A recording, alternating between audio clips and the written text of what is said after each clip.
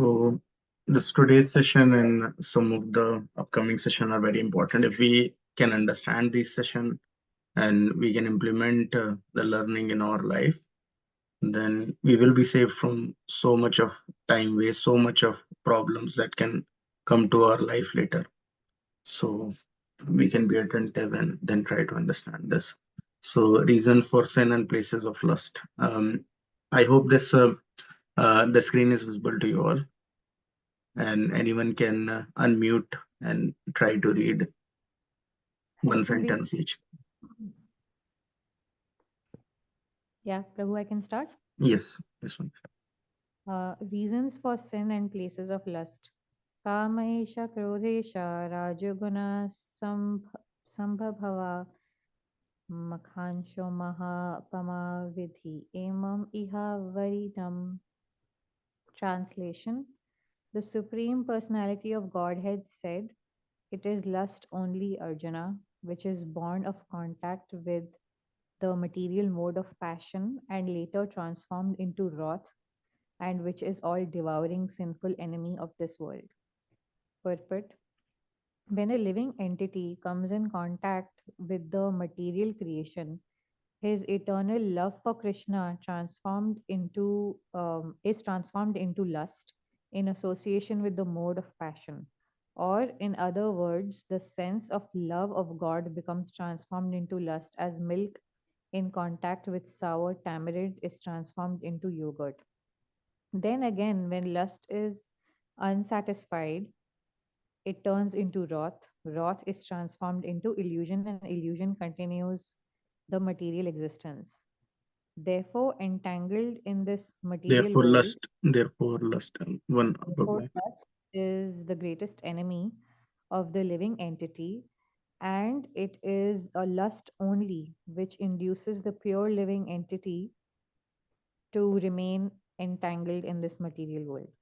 Wrath is the manifestation of the mode of ignorance. These modes exhibit themselves as wrath and other corollaries. If, therefore, the mode of passion, instead of being degraded into the mode of ignorance, is elevated to the mode of goodness by the prescribed method of living and acting, then one can be saved from the degradation of wrath by spiritual attachment. The Supreme Personality of That's it, Mataji. I think if any other devotee wants to read the next Yeah, I'll paragraph. go, Prabhu. Yeah. The Supreme Personality of God had expanded himself into many of his ever increasing spiritual bliss, and the living entities are parts and parcels of this spiritual bliss. They also have partial independence by but by misuse of their independence, when the service attitude is transformed into the propensity of sense enjoyment, they come under the sway of lust. This material creation is created by the Lord to give facility to the conditioned souls to fulfill these lustful propensities, and when completely baffled by prolonged lustful activities, the living entities begin to inquire about their real position.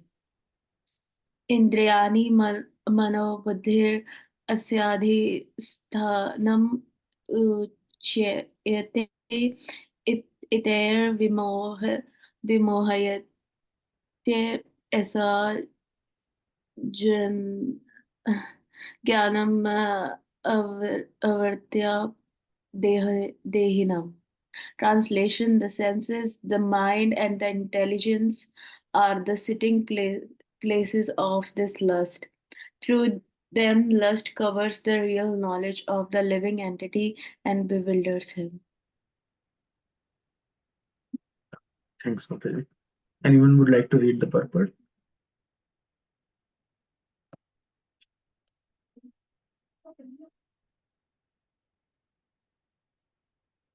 Aarti Mataji, you want to read?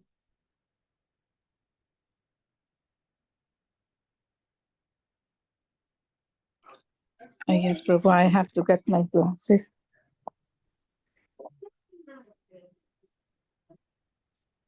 Anyone would Starting from purport. Yeah, from purport. The enemy has captured different strategic positions in the body of the conditioned soul, and therefore Lord Krishna is giving hints of those places so that one who wants to conquer the enemy may know where he can be found.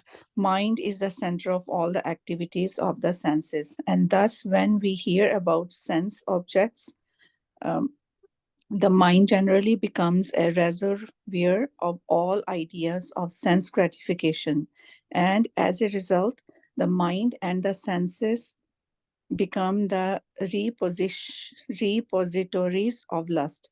Next, the intelligence department becomes the capital of such lustful propensities. Intelligence is the immediate next door neighbor of the spirit soul. Lusty intelligence influences the spirit soul to acquire the false ego and identify itself with matter, and thus with the mind and senses. The spirit soul becomes addicted to enjoying the material senses and mistakes this as true happiness. This false identification of the spirit soul is very nicely explained in the Srimad Bhagavatam 10:84-13.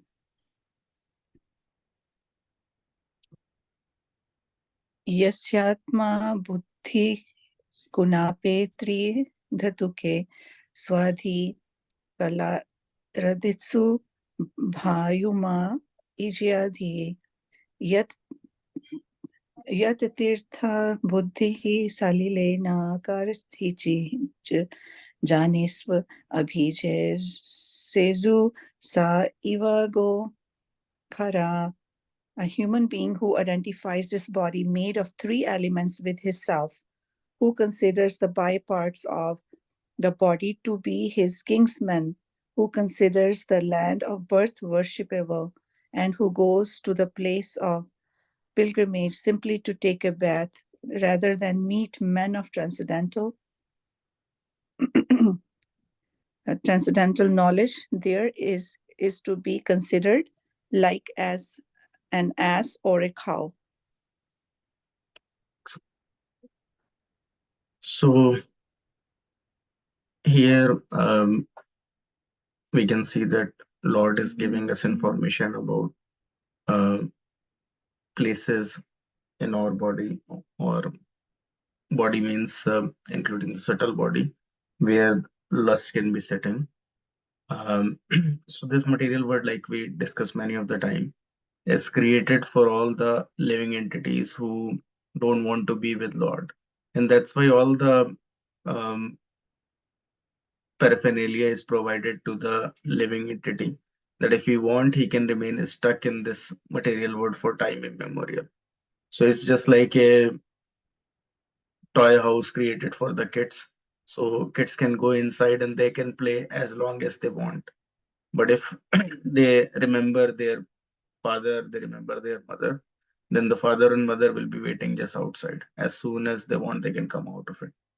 So same is the condition with this material world. This material world is created for all the living entities who want to enjoy in separation of Krishna.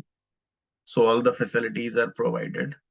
And then also Lord in the form of Bhagavad Gita is giving the information that if someone is frustrated enjoying the so-called enjoyment in this material world and want to return back to him, then how he can easily return back to him. In this passage, it is also explained that the same love of Godhead that we have in a spiritual world, when we come to this material world, get transformed into lust. So that means the percentage of love of Godhead that we will develop in our heart, by that proportion, the lust will decrease. And that's why the pure devotee of the Lord, they have non-existence lust. So we have heard the story of Haridas Thakur in our last session, that how, because he was a pure devotee, he was always chanting the names of Lord, there is no traces of lust in his heart. And that's why when he was performing his chanting of Hare Krishna Mahamantra next to Tulasi Maharani, even though, because he was born in a Muslim family, and all the Muslims become very furious because he's chanting the names of Krishna and Ram. So they devised to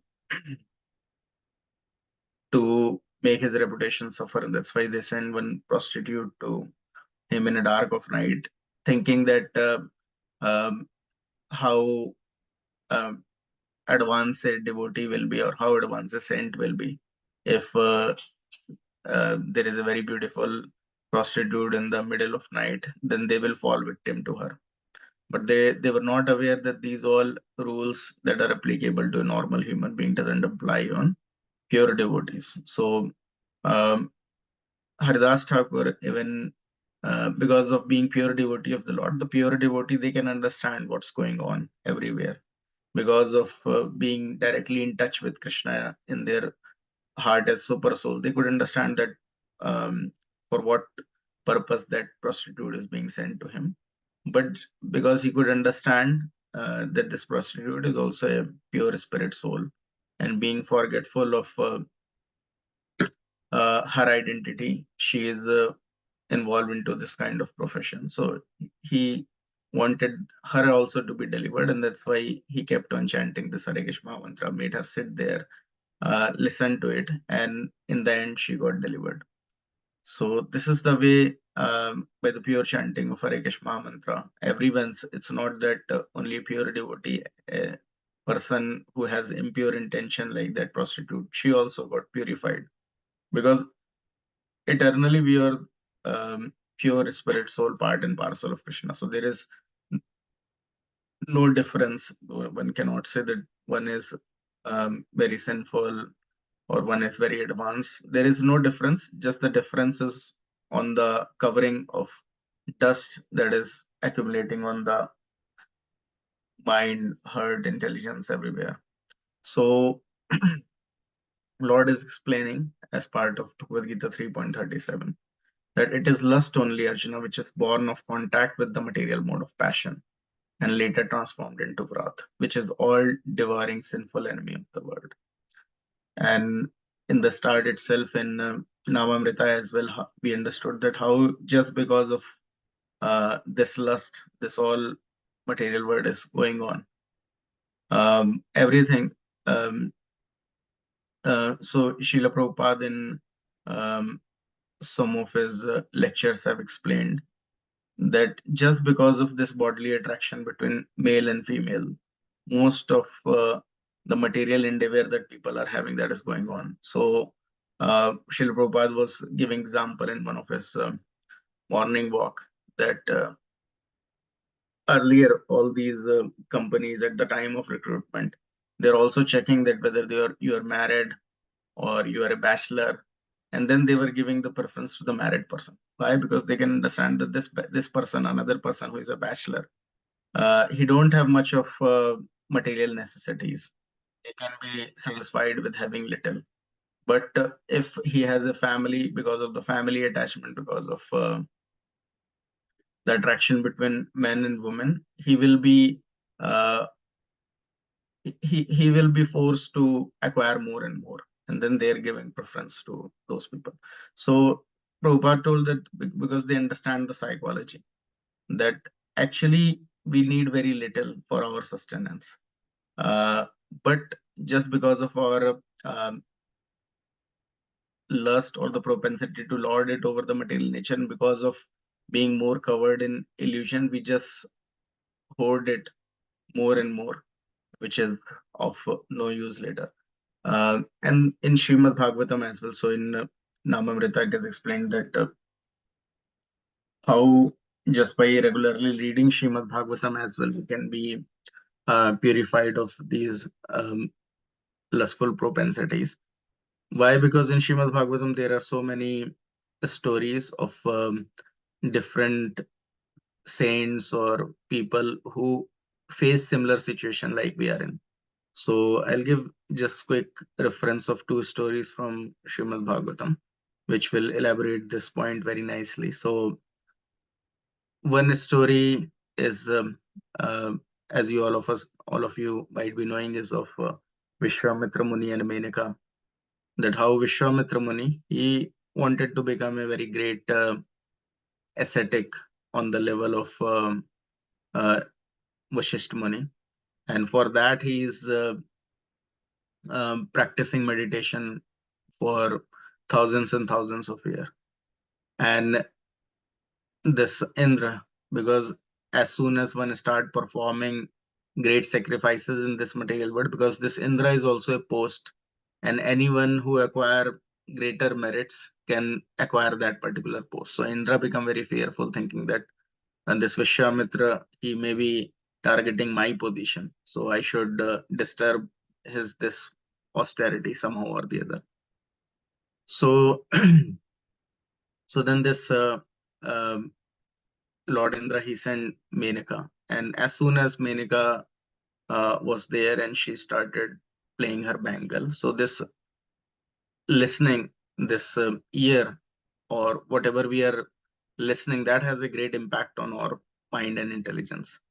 So right now as well, depending upon what content you're watching, whether it's being narrated by a lusty person or um, it's in the context of lust, it will immediately take our mind and intelligence into that direction.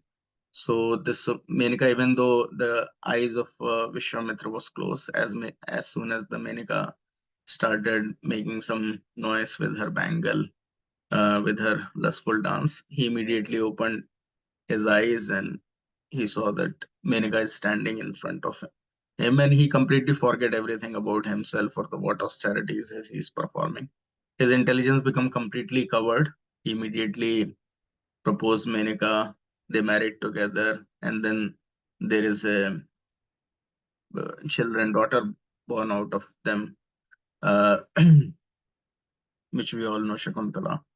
And this Menaka, because she is a resident of higher planetary system, she told that, oh, I wanted to basically go. So, and Vishwamitra was so bewildered, he thought that, oh, why you want to go, how much time we have spent together. And then he didn't realize that years and years have been passed by. And that is the power of this lust. So people basically, as soon as they get in contact with the opposite sex or gender, and then how soon the time is passing over, they don't even realize that. So people covered in illusion, they don't even realize that how they are becoming old day by day and become so much covered. So Vishwamitra Muni, he could also not understand that so much time has been spent. And as soon as he got into his senses, he become very angry, because this, like we understand that this lust then basically later transformed into wrath. He understand that how much of his time got wasted in association with Menaka, and then he basically, then rest we all know, like he left everyone. He left Shakuntala, he left Menaka. He understood that how much time he has wasted, and then he left again for further austerities. And another point is also cleared from this story, that because he's not engaged into devotional service of the Lord, and one who is not engaged in devotional service of the Lord, how hard austerity he may be performing, at any moment he can be covered with lustful propensity. So you may be a big entrepreneur, a big scholar, you may be involved into so much of reading, so much of wealth creation, but you can fall down at any moment.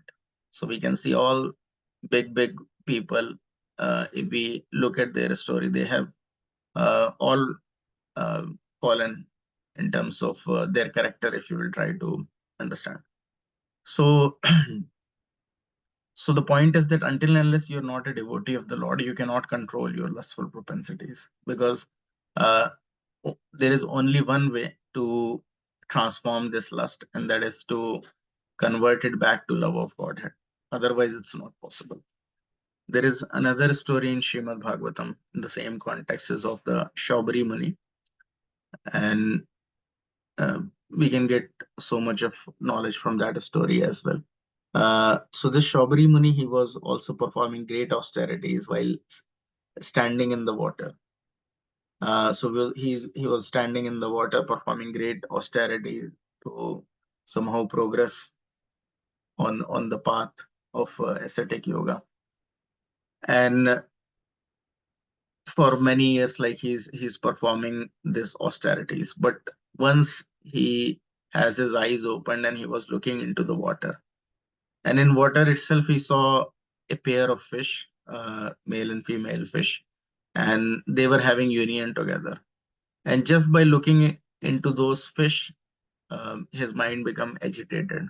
Just by looking out at those fish enjoying the sensual pleasure, looking at them, the desire for sense pleasure arise in his mind. And he immediately came out of water. So we can understand this ascetic, he was performing austerities for so long. His mind becomes so easily distracted just by looking at fish. And how fallen is the condition of this Kali Yuga, where at every moment, whether you open your um, Facebook, whether you open your Instagram, whether you open your YouTube shorts, there is always this kind of content which will make you bewildered and which may make you fall down. So Srila Prabhupada also used to say that Ajamila, he accidentally saw a low-class woman having intimate connection with a low-class man, which was a very uncommon sight at that point of time. But now we can see this sight everywhere. Everyone just to attract more views on the content, they're just creating these kind of content um, which will uh, distract the mind of the viewer. And until and unless one is not on the path of devotional service, if one is a normal human being covered in the bodily identification of life, his basically chance is completely gone. So Shabari Muni, we can understand he was a great ascetic. Just looking at this, even two fishes mating together, he got bewildered. And then he came out of water, and there is a strong desire for him also to enjoy the sensual pleasure. So he visited this King Mandhata. King Mandhata has 50 daughters, and he requested King Mandhata that I want to marry one of your daughter. And King Mandhata, he could see that this Shabari Muni, he is so old, he has all wrinkle around his body, and he want to marry my daughter. So he's a rascal fellow. He just want to have sensual enjoyment, and that's why he has came here. But because he could understand that he's a great ascetic, he may have great powers, so I cannot disrespect him. So he very tactfully tried to avoid him. He told, "Yeah, you have come here. I'm very glad to see you, and you want to marry my daughter, but I um, I allow any of my daughter to pick you up. So any daughter who will like you can marry you." So the Shabari Muni, he could also understand that because he could see that I am so old, I have wrinkles all throughout my body, and definitely he's trying to avoid me because none of his daughter is going to choose me because of my looks.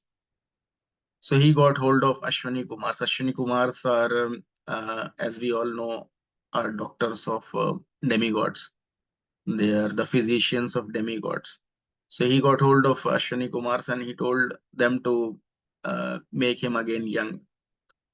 So Srila Prabhupada has explained that this playing with this body. So right now as well, we see there is so much of cosmetic surgery being done. All these actors, they become completely bald, and then there is a hair transplantation, then they all become wrinkles, and then there is a Botox treatment. So much things are done with the body just to make them young. It's nothing is new with this body, because this body is made up of matter. With matter we can play, and the technology that we used to have earlier is much advanced than what we are having right now.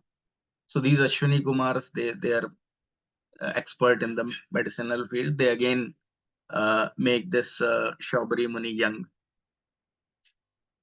So this Shabari Muni becoming young, basically, he visited these uh, daughters of King Mandhata, and because he was so beautiful now, all of them become attracted toward Shabari Muni, and they all wanted to marry with Shabari Muni, and they start fighting with each other. Then, no, I want to marry, I want to marry.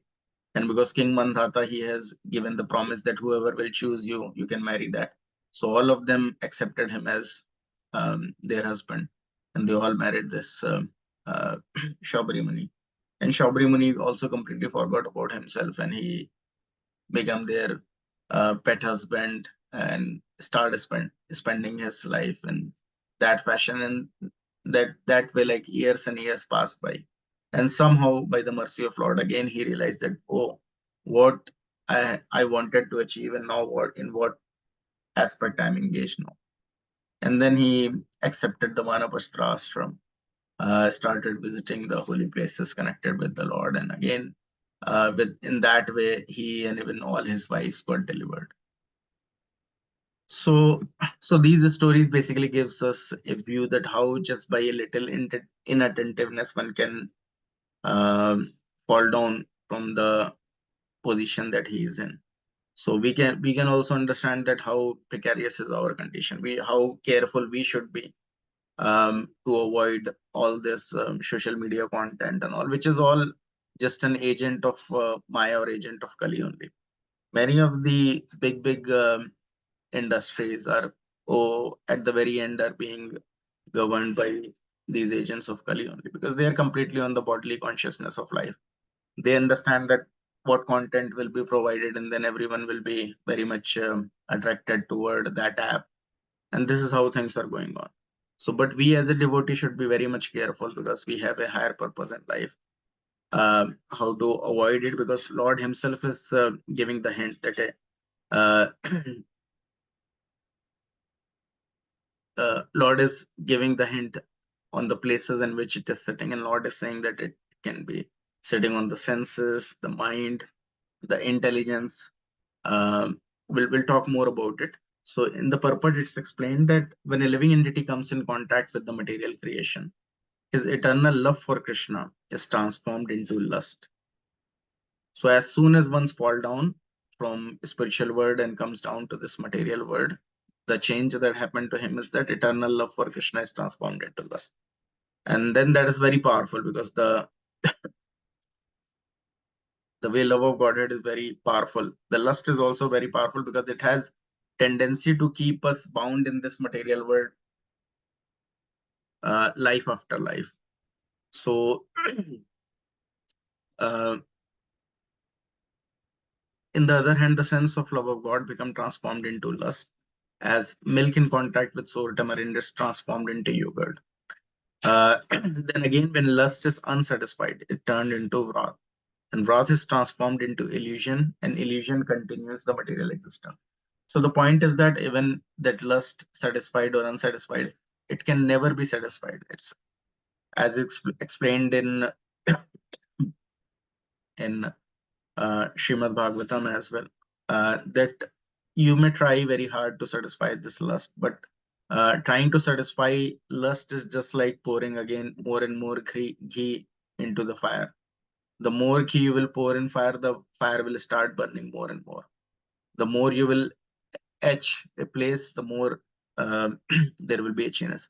So this lust can anyways never be satisfied. And if someone will engage trying to satisfy his lust, he will become more and more dissatisfied in that sense. So, and the more and more he will become dissatisfied, the more and more he will be angry. There will be more and more wrath. So many times we see that some people are unnecessarily angry. Some people are with a lot of anger for no reasons. And the reason is basically connected with this only. They have the unsatisfied lust. Why? Because it changed into wrath and then transformed into illusion. And with illusion, they become completely covered in the bodily platform of life. Because of this wrath and illusion, that's why we see so many countries fighting with each other. Because of being in illusion only. They are thinking that, oh, maybe this part of the land belongs to us, this part of the land belongs to us. And then because of that, being covered in illusion, they don't know that they may be identifying themselves with this country right now. After leaving their body, they may be citizen of another country. So the situation that they are in, it's temporary. They may be born into one religion right now, they may be born into another religion, other life. So there is no point fighting on that sense. We have to understand the Sanatan religion, Sanatan Dharma, that is some our eternal constitutional position, which is going to be unchanged and does not depend upon what religion that we are trying to follow. So So it's lust only which induced the pure living entity to remain entangled in the material world. And because of this lust only, one become entangled in this material world. And wrath is the manifestation of the mode of ignorance. Those modes exhibit themselves as wrath and other corollaries. If therefore the mode of passion, instead of being degraded into mode of ignorance, is elevated to mode of goodness by prescribed method of living and acting, then one can be saved from the degradation of wrath by spiritual attachment. So the whole purpose of all our morning program, all our evening program is basically for us not to fall from passion to ignorance, but to come up to at least mode of goodness, and from there progress further. So all this waking up early in the morning, taking bath, brushing our teeth, then um, attending Mangal Aarti, this all is basically to help us uh, first come to the mode of goodness, and from there transcendent uh, to even mode of pure goodness. If we perform pure devotion service, then to come to the pure mode of goodness. Uh, so if one follow this prescribed method of living and acting, then only one can be saved from the degradation of wrath by spiritual attachment. The Supreme Personality of Godhead expanded himself into many of his ever increasing spiritual bliss, and the living entities are also part and parcel of his spiritual bliss. They have partial independence, but by misuse of their independence, when the service attitude is transformed into propensity of sense enjoyment, they came under the sway of lust. This material creation is created by Lord to give facility to the conditioned soul to fulfill these lustful propensities, and when completely baffled by prolonged lustful activities, the living entity began to inquire about their real position. So the same way, like we explained, that you may go into a toy house, or you may be playing cricket, and you may play this cricket or any of the game for any amount of time that you want. So the same thing, we take birth, we study something, we become young, then we marry someone, then we have kids, then we become old, we become deceased, and then we die. So the same game we can play for n numbers of time, unlimited times. Even right now we have played it unlimited numbers of time. And if we want, we can play it again and again. There is no end to it. Every time, like we have some, if we get fortunately this human form of life for 40, 50, 60, or maximum 70 years, we can play this game. And then again, this game has to be finished for one lifespan, and then again it will be started, and we feel again, and because of the illusory energy of the Lord, we always feel it completely fresh. Every time we think that, oh, this is something special, this is I am doing for the first time. Every time if there is a marriage, the husband will think I am the king, the wife will think I am the queen, and they will be completely covered in illusion because they are thinking they are doing it for the first time. If they could see everything, reality from the absolute plane, then they can see the same thing they are repeating again and again. It's not their first time. They're doing it for the unlimited number of time. It's not that they're having the kids for the first time, unlimited number of time. So, so they can play this game for infinity. But if they will become baffled by these prolonged lustful activities, and they can understand their heart is not getting satisfied, how hard they may be trying, whatever they want to achieve, they have anyways achieved. But then also there is only hankering to achieve more and more and more. And their heart is not getting satisfied. We can see so many rich people, they may have everything, but then also they're not completely satisfied from their um, heart. They're completely dissatisfied. And then we see so many rich people, so many so-called successful people, they even commit suicide.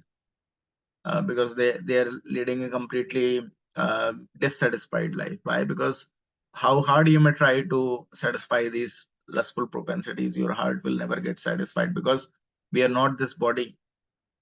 We are the spirit, soul, part and parcel of Krishna. We can see so many times people like Michael Jackson, or um, so many of these famous people, they even take to drugs just to expand their sense enjoyment into another dimension, but they become completely dissatisfied. and then at the very end they have become completely miserable, and then somehow either they will take their life, or because of the overdose of these different chemicals, different LSDs or different drugs, they die. So we may think that what is the need of basically taking all this? But the point is that they are trying to enjoy, thinking that they are this body, which is not the reality. And this body has a limit, the senses has a limit that cannot go beyond that. And what pleasure we can derive out of it. But we are actually soul, and there is no limit to the pleasure that we can derive if we sincerely perform devotional services to the Lord. If someone will perform sincere devotional service to the Lord, he will feel a complete transcendental mellow, which he can relish at every moment. That's why we see that all these devotees, Srila Prabhupada or any devotee, they're completely satisfied when they were in Vrindavan, even without having so many luxurious items with them. If we all go to Vrindavan, we can see even poorest of the poor is completely satisfied just by taking the names of the Lord. Why? Because this devotional service to the Lord give a real happiness which can be experienced by a soul. And that's why these people become completely satisfied. Even though they may be poor, but they don't want to leave Vrindavan because they're deriving transcendental bliss at every moment, which is not there in all these cities. One may have so much things, so many things for sense enjoyment, but his heart will never get satisfied because he's not this body, he's a spirit soul. This body is just a covering which keep on changing after 50, 60 years. So, so once one become baffled, then he will only inquire of his real position. And as soon as he inquires, then there is Lord, there is his devotees, there is the book that is given by Lord, Bhagavad Gita, Srimad Bhagavatam. So he can get all the help needed if he really want to return back to Krishna. So in Bhagavad Gita 3.40, Lord is providing this information. The senses, the mind, and intelligence are the setting place of this lust.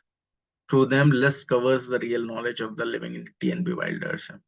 So these are the three places which are, one is on the bodily level, which is the senses, which is on the gross bodily level, and other two are on the subtle bodily level, that is mind and intelligence.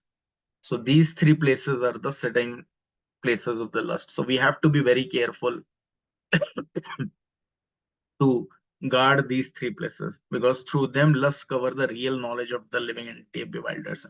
If we don't want to again waste this human form of life in this lifespan again, then we have to guard these three places and to make them free from the lustful propensity. One is senses, another is mind, and the intelligence. And Srila Prabhupada explaining that enemy has captured different strategic position in the body of the conditioned soul. And therefore Lord Krishna is giving a hint of those places, so that one who wants to conquer the enemy may know where he can be found. Mind is the center of all activities of the senses. And thus, when we hear about the sense object, the mind generally becomes a reservoir of all ideas of sense gratification. And as a result, the mind and the senses become the repository of lust. That's why it's explained that how the association plays a major role. If you are associating to a person of lustful propensities, in all the even the Niti Shastra, it is prohibited that one should not talk with a person who is just on the bodily platform, just thinking of the opposite sex. So one who is completely covered with the lustful propensity, he will only talk about subject matter related with the lust. And then if you hear it, because mind, whatever you will hear will go directly to your mind. So whatever you will hear, that will impact you most. So as soon as you hear talks about that, your mind will also become reservoir of those ideas, and it will go there. So whatever you will think, then gradually that will be transformed into action. So that's why all this, that's why the devotees, they avoid listening to all these Bollywood music and all, because they're all on the bodily platform.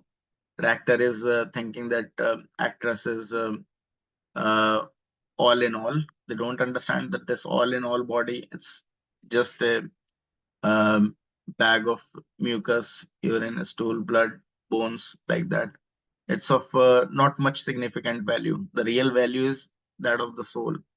But hearing that, those lustful voices, sounds, music, our mind also become impacted, and we also think, oh, we also should be actor of one's life. We should also be having one actress with us. So like that. So so whatever we are hearing, that has a great impact. And if we hear just the talks of people on the bodily platform, all this news, all these motivational speakers, who don't know the reality of life, they don't understand that one cannot cross over what is destined, what he's destined to get. They will motivate saying that everyone can get everything, but that's not possible. Two people may work at the same level of time or same level of effort they can put, but because of the destiny, what they have done in past so many lives, that plays a major role that what they are going to get. They cannot cross beyond that. Just listening to them will never going to help, because these motivational speakers, they also don't know what is the science behind all our activities, so they cannot motivate you beyond that.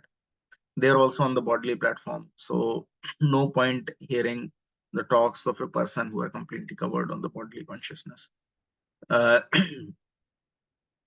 so as soon as we hear about the sense object, the mind generally become reservoir of all ideas of sense gratification, and as a result, the mind and the senses become repository of lust.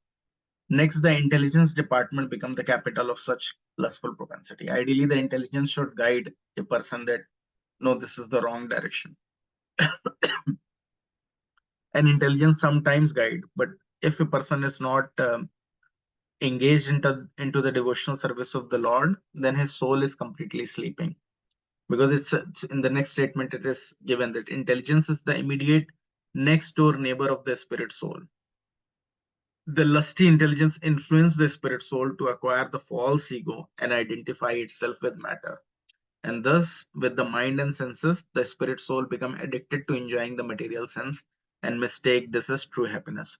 So Lord Krishna has explained there's these three things: mind, intelligence, and false ego. This is also external energy of Lord. So this is not spiritual, this is also material. So anything material is meant to be in material world. Uh, so that's why when even you leave your body and you are going to take another body in this material world, this mind, intelligence, and false ego remains with you. And soul being covered with false ego, identifying himself with the body only. So we all are working on the bodily platform, and the reason of working on the bodily platform is only this, that this lusty intelligence basically covered the soul as well with the help of false ego. So false ego engulfs the soul, and then we completely forget about our reality, what we have to achieve, what we are going to achieve in this life, what is our real benefit. We completely forget about it, and we think just eating bread and butter, if we can have our bread and butter, that is the major achievement that we are going to get. No, bread and butter is already destined by Lord. This all material world as well as the spiritual world, everything is governed by Krishna.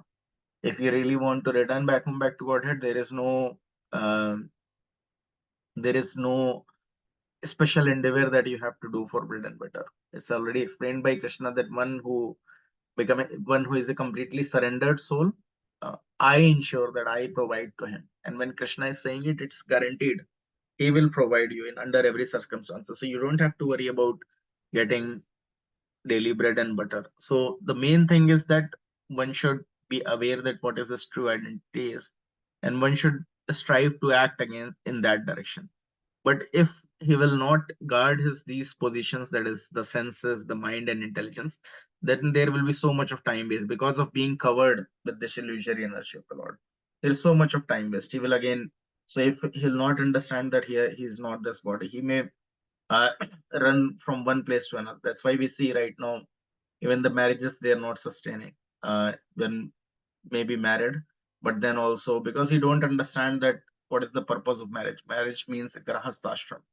He should keep Krishna in the center, and that way both husband and wife should progress in their life. But if the center is themselves, it will be self-centered, just want to satisfy my senses, then he can never be satisfied. He may marry so-called actress as well, Bollywood actress as well, but then also he will not be satisfied. We see so much of divorce even in the Bollywood industry. Even if actors are marrying together, they are so beautiful, but they cannot live together for long because the marriage is based just on bodily platform, and this body can never be satisfied. One may be married, and then because of not understanding the real purpose, one may become attracted to another woman, then another woman, and this way it keeps on in that cycle, and then he can never be satisfied, one after the another, another after the another. So so the spirit soul become addicted to enjoying the material senses and mistake this as true happiness. So because of not understanding that what is the highest happiness, he will, so the soul will understand that this is only the highest happiness. So the point is that if someone is eating stale food every day, then he will not understand that what is good and what is bad. Because he's consuming the stale food every day. But if someone will provide him nice chappan bhog prasadam, then he will automatically give up that stale food. He will understand, oh, this is something higher. So until and unless we'll not engage ourselves in the devotional service of the Lord, we don't understand that something is there which can give us higher level of pleasure. We will not be able to quit this material sense pleasure because we have not experienced anything higher than material sense pleasure because of not giving enough time to spiritual practices. That's why we remain stuck with the material sense gratification, because we understand that is the highest thing. But if somehow or the other, if we just have faith on this process, if we sincerely try to perform devotional service of the Lord, and we can relish that higher pleasure, then we immediately give up everything which is on the lower level. We can very easily give up this all. We can see so many ISKCON devotees, they become brahmacharis, they become sannyasis. How they can give up everything? Because they are getting the higher taste in devotional service to the Lord. Because of getting that higher taste, they give up all the lower taste, and they can remain in that position by serving Lord. So it's explained that a human being who identifies this body made of 3 elements with his self, who consider the byproduct of the body to be his kinsman, who consider the land of birth worshipable, and who goes to the place of pilgrimage simply to take bath rather than meet men of transcendental knowledge there, is to be considered like an donkey or a cow. So Srimad Bhagavatam is cut to the point. It will immediately make persons understand their position. So any human being who consider byproduct of the body to be his kinsman. So this here it is explained that when father and mother unite, then there is a children, and that children is just so the body that children is having just the byproduct of that person. But if he understand that as his kinsman, so it's not the case. The same soul, because of whatever that they have done in their past life, they are put into a particulars in the womb of a particular mother, and from there they take birth, but in reality they are never related to you. They are always some living entity who have taken birth in so many different species of life, and now by the play of action and reaction, they have taken birth in your own family. So that's why we should not consider them as our children, but we should understand them as a soul, and on the soul level we should try to help them by somehow or the other injecting this Krishna consciousness, either by feeding them prasadam, by helping them chant, by helping them read Srimad Bhagavatam, Bhagavad Gita, or helping them watch the content related with Krishna consciousness, watch them Srila Prabhupada lecture, associate with devotees. So that way we can help them. Otherwise, there is whatever food that we are providing, whatever the material education we are providing, that will only going to help them for next 50, 60 years. Maximum we can help till that point of time. And then again, they will prolong, they will progress in their journey. They will leave this particular body, acquire another body, where we'll not be able to help them. So So intelligent person don't understand the byproduct of the body to be his kinsman. Whereas one who is not intelligent, one who is on the level of donkey, they consider them to be their kinsmen, or they consider the land of the birth is worshipable, or they will go to a pilgrimage places just to take bath rather than meeting the men on of incidental knowledge.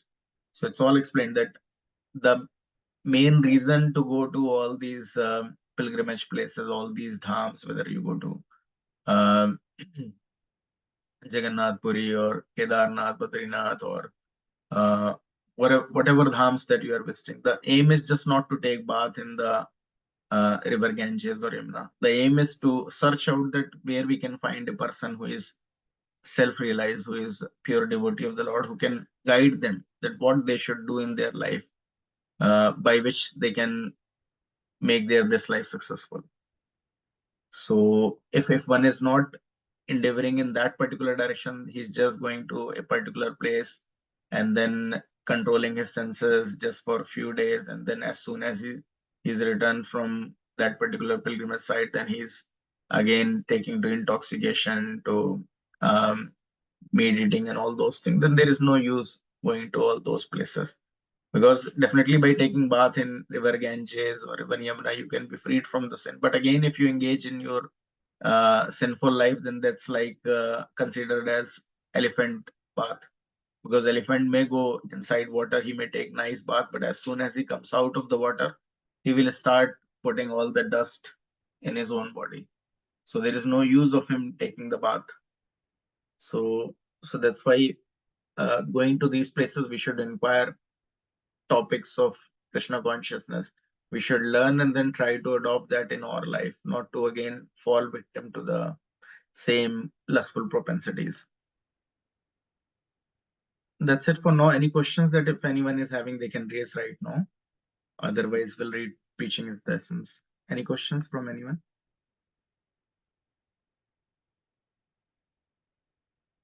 So like earlier, the way I have explained, the only way by which we can have control over our intelligence, over our mind, over our senses, if we will engage it in the service of the Lord. Why? Because this lust should have some sitting place. For example, if you have a jar and if you have a lot of space in that jar, then you may be putting some ink in that particular jar, the ink will fill that jar.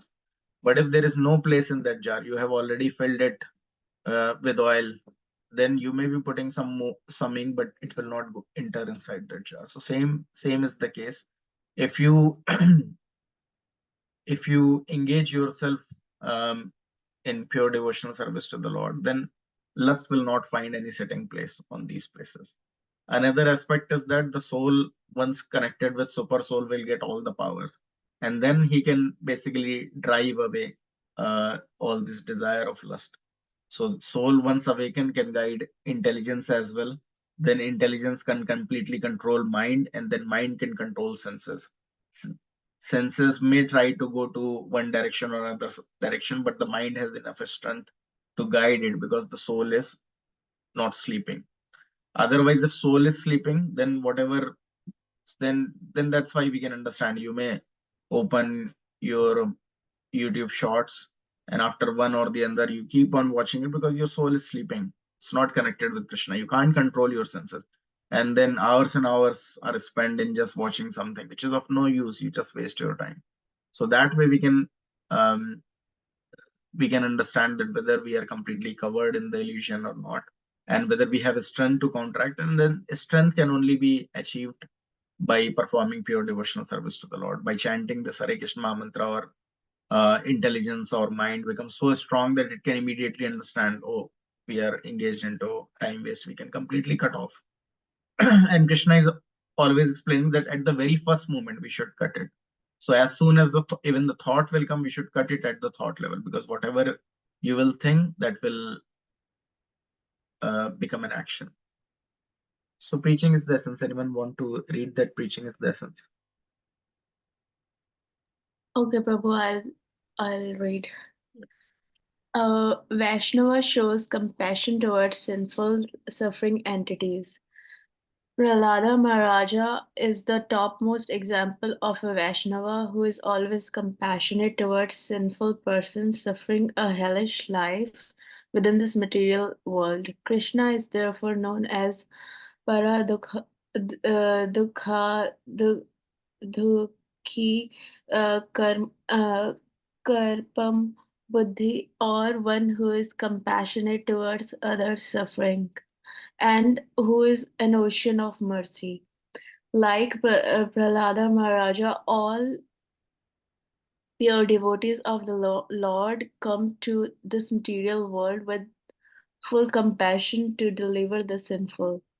They undergo all kinds of tribulations, suffering them with tolerance, because that is another qualification of a Vaishnava who tries to deliver all sinful persons from the hellish conditions of material existence.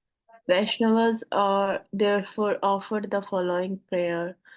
Vancha kal, kalpatara rubhyasa cha कृपा सिन्धुभ्य एव च पतितनं pavanebhyo Vaishnavebhyo Namo Namaha. I offer my respectful obeisances unto all the Vaishnava devotees of the Lord.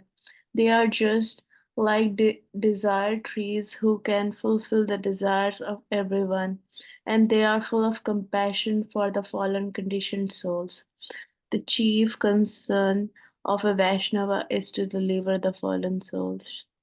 Thank you, Hare Krishna. So the pure devotees of the Lord, like there is a mention of Prahlad Maharaj, or we can see all the spiritual master, the complete Guru Parampara. So they understand that this material world is just here. The pleasure is not the real pleasure. Here, the pleasure is just mitigating some problem. There may be a lot of, there is a -5 degree outside, and if we are sitting inside where we have centralized heating, and rather than -5 we are feeling 20 degree, then we feel happy. So it's just the mitigation of miseries. uh, we may be deceased, we may have high fever, we may take some medicine, and because of which our fever is gone, and then we are thinking, oh, I'm happy because I'm not having fever. So whatever we can see in this material world, we may be working very hard, we have this job and we are getting our salary, working very hard, we are getting bread and butter, we think, oh, this is happiness. But actually in a spiritual world there is no such case as misery or unhappiness or mitigating that problem. There is no that much of cold or that much of heat. You don't have to endeavor so hard to get daily bread, nothing like that. So here we think that if we can mitigate some problem, that is the happiness, but that is not the real condition of happiness. uh, you may take your birth, maybe maximum 20 to 30 years, one's body remain intact, because this body is just a machine, and this machine start deteriorating with wear and tear. And after just 30, you may be very lucky if you don't have any disease. Otherwise, by 30, 40, everyone will have start suffering some diseases. And then the only happiness is if they can mitigate those diseases. If you will ask any of older person, if they're not feeling much of a knee pain today, then they will feel happy. But why they should struggle? Why should they be suffering with that knee pain? They should understand that it's actually not the reality of their existence.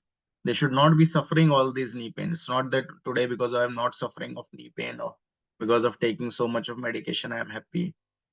The real platform of life is where there is no distress, and that's called Vaikuntha.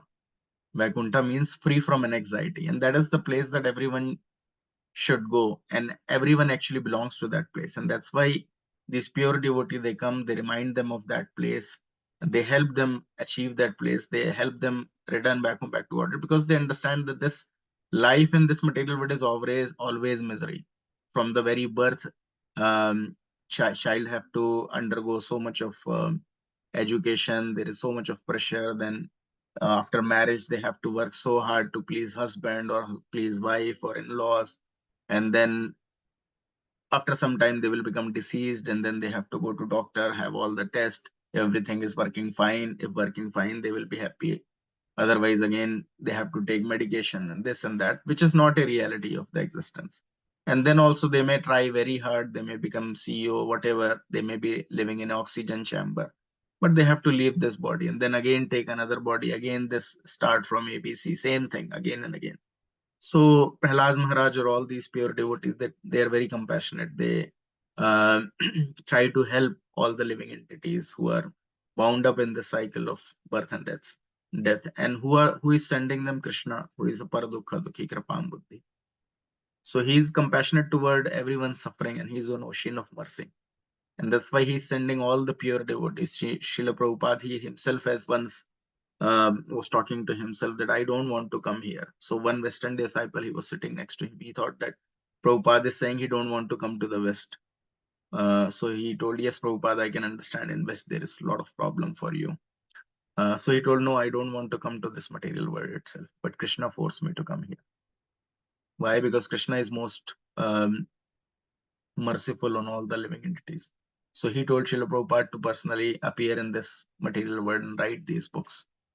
He dictated all the, Krishna himself dictated all the books. Srila Prabhupada wrote it down. And then we all are using it to understand our reality. So we should take the full benefit of the knowledge given by Guru Parampara, by Krishna, and then try to give it to others as well. And that way, by helping other, we even attract the mercy of the Lord. Because if there are two children, one children is helping another children as well, then the father become more pleased with the child who is helping the other child as well. So, so that way we should try to help all the other living entities, and that is the motive of Bhakti Vriksha as well, that when we get this knowledge, we should try to give it to others as well. So that's it for now. Any questions, if anyone is having, they can raise right now. Otherwise, you all can attend tomorrow's Sunday Feast Festival, and we'll meet again next Saturday on Bhakti Vriksha session. Hare Krishna. Hare Krishna, Prabhuji. Thank you, Prabhu. Hare Krishna. Hare Krishna, Thank Prabhu. you. Hare Krishna.